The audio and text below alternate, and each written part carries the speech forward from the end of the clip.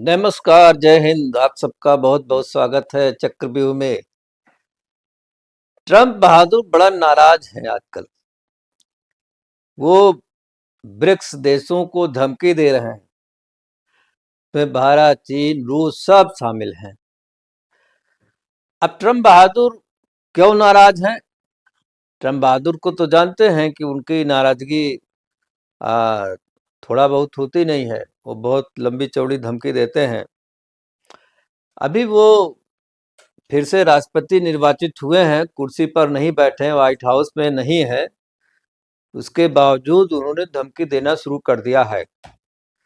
और ट्रंप ने शनिवार को ही जो है, कल ही अभी ब्रिक्स देशों को कहा है कि जो डॉलर का विकल्प आप लोग तलाश रहे हैं, ये ठीक नहीं है। बड़ी कड़ी चेतावनी दिया है।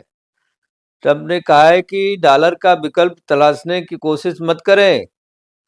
अगर ऐसा कुछ हुआ तो 100% टैरिफ लगा देंगे। आयात शुल्क जो है, उन्होंने कहा 100% तक लगा देंगे। ये धमकी उन्होंने सीधे सीधे दिया है।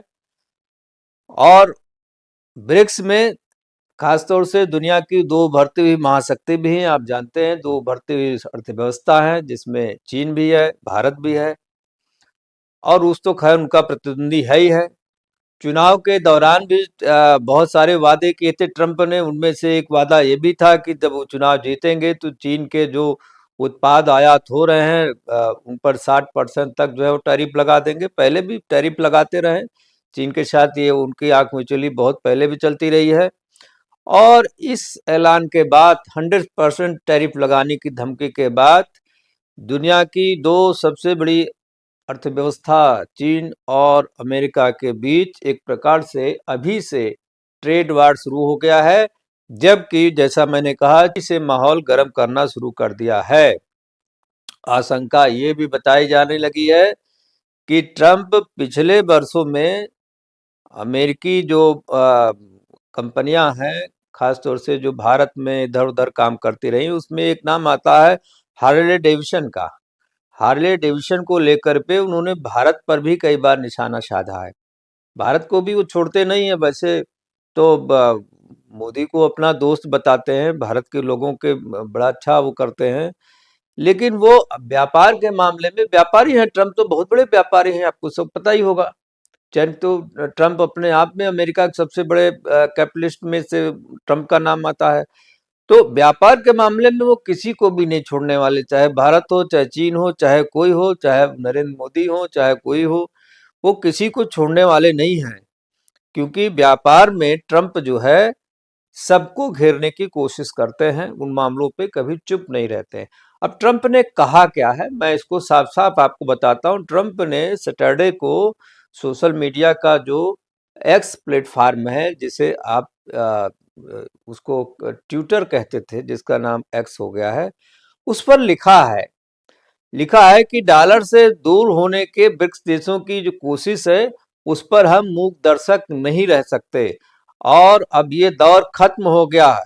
हमें इन देशों से प्रतिबद्धता की जरूरत है। प्रतिबद्धता दिखाएं।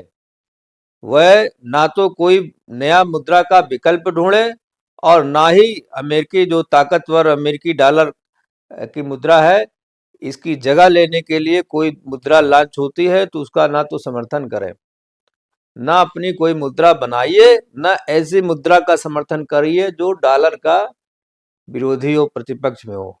अगर आप ऐसा करते हैं तो 100% टैरिफ के लिए तैयार हो जाइए। इसका सामना करना पड़ेगा। और साफ साफ उन्होंने लिखा है कि ऐसे लोगों को 100% टैरिफ का सामना करना पड़ेगा।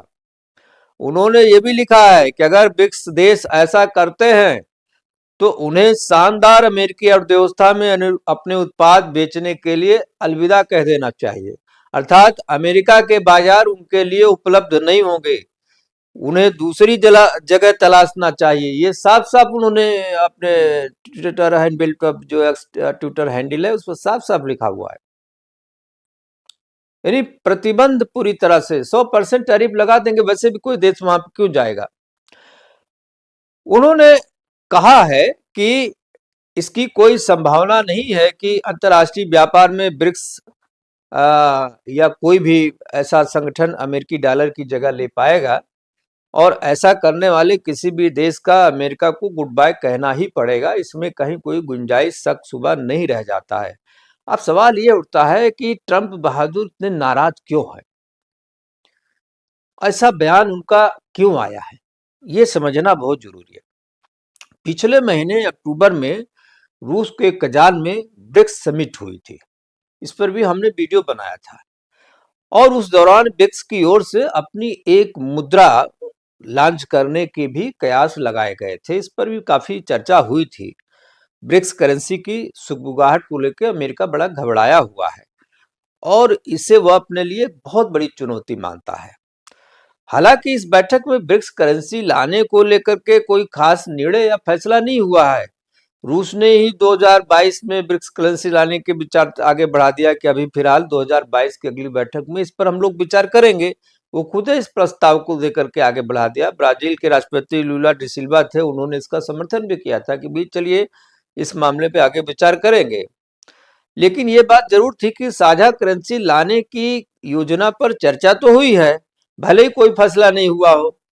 अब इन देशों के बीच सीमा पार भुगतान के जो नए तंत्र बनाने की बात हुई है, अगर हम डॉलर के ऊपर डिपेंड रहेंगे, कोई नया सिस्टम नया तंत्र नहीं डेवलप करेंगे, तो जो पश्चिमी भुगतान प्रणाली है, जो स्विफ्ट नेटवर्क है, वो कभी भी किसी को भी गुड बाय कह देगा। फिर क्या करेंगे आप? उन्होंने तो गुड बाय करके वो निकल गए, फिर आप क्या करेंगे?